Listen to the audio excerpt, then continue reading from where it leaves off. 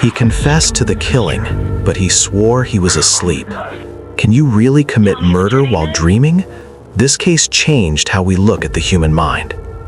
September 29th, 2021, Harris County, Texas. A 911 call comes in at 4:42 in the morning. The voice on the other end is a 17-year-old boy named Benjamin Elliott, and his words send chills through the dispatcher. "I just killed my sister. Oh my God, I thought it was a dream." When deputies race to the family home in Katy, a quiet suburb of Houston, they find a scene that makes no sense. Benjamin is on his knees performing CPR on his twin sister Megan, begging her to breathe, tears streaming from his face. But Megan is already gone. She has been stabbed multiple times. The weapon, one of their father's survival knives, is still at the scene. Benjamin doesn't run, he doesn't hide. He tells officers exactly what happened, or at least what he thinks happened. And that's where this case becomes one of the strangest murder investigations you will ever hear about. Benjamin and Megan Elliott were not just siblings, they were twins. 17 years old, inseparable since birth, living with their parents Kathy and Michael in a loving home where nothing seemed wrong. Friends described them as best friends who protected each other. Teachers saw no warning signs. There were no fights, no jealousy, no sibling rivalry that anyone could remember. The night before Megan died, the twins had exchanged normal text messages. They talked about everyday things. There was nothing dark, nothing angry, nothing that hinted at violence. This was a family that seemed perfectly normal, and that made what happened even more terrifying. Because if there was no reason, no motive, no explanation, then what could possibly drive a teenage boy to attack his own twin sister in the middle of the night? When Detective Frederick Munoz sat down with Benjamin hours after the attack, he expected to uncover a hidden motive. Maybe a secret argument, maybe jealousy over a boyfriend or girlfriend, maybe drugs or mental illness. But what he found was something far stranger. Benjamin told the detective that the whole experience felt like a nightmare.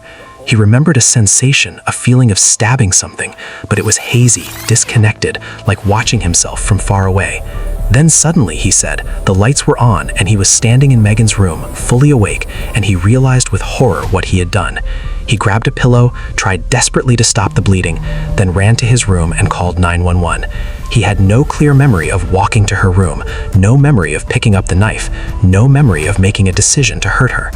Investigators tore through Benjamin's phone, his computer, his social media. They were looking for anything that would explain this. A motive, a plan, evidence of premeditation, and they found nothing. No disturbing searches, no violent videos, no threatening messages. The twins had been talking normally just hours before. There was absolutely no reason for Benjamin to want his sister dead. That's when the defense team brought in an explanation that sounded almost impossible. They claimed Benjamin had been sleepwalking when he killed Megan. His lawyers, Carrie Hart and Wes Rucker, hired Dr. Gerald Simmons, a neurologist who specializes in sleep disorders, to evaluate Benjamin. Dr. Simmons was skeptical at first. Sleepwalking violence is extremely rare, but after interviewing Benjamin and learning that sleepwalking ran in his family, Dr. Simmons conducted 2 full sleep studies. The results were surprising. Benjamin fell into deep, slow-wave sleep very quickly, which is the stage where sleepwalking happens. And on the night of the murder, Benjamin's phone showed something strange. He had been scrolling for hours, but there was a 24-minute window where his phone was completely inactive. Dr. Simmons believed that during those 24 minutes, Benjamin was sleepwalking, and during that stage, he killed his sister without any conscious awareness. The defense pointed to other cases where sleepwalking had been used successfully in court. In Canada, a man named Kenneth Parks drove 14 miles while asleep and killed his mother-in-law. He was found not guilty. In North Carolina, a father named Joseph Mitchell strangled his young son while sleepwalking and was also acquitted. The defense argued that Benjamin's case was the same. He had no control, no awareness. He was in every legal sense unconscious when it happened. But prosecutors Maroon Kautani and Megan Long were not buying it. They brought in their own expert, Dr. Mark Pressman, a psychologist who studies sleep disorders. Dr. Pressman testified that sleepwalkers only become violent when they feel physically threatened, and their actions are simple, reflexive movements meant for self-defense. He argued that what happened to Megan was too deliberate, too controlled to be the work of someone who was asleep. Prosecutors pointed to the evidence. Benjamin had turned off his school alarm that night. His phone had tracked his steps as he moved between rooms. And most damning, they suggested he may have used a pillow to muffle Megan's screams, which showed intention and awareness. The prosecution admitted they could not explain why Benjamin would want to kill his sister. They had no motive. But they told the jury that the absence of a motive does not mean innocence. They argued that the evidence showed Benjamin was awake and aware, and that he made a choice, even if no one understands why. The trial began in February 2025, more than 3 years after Megan's death. Benjamin, now 21, did not testify in his own defense, but his interviews with police were played for the jury. His parents, Kathy and Michael, took the stand and testified that they believed their son. They said Megan would have wanted mercy for her brother. The courtroom was filled with emotion as both sides presented their case. On one side, you had scientific experts saying sleepwalking violence is real and documented.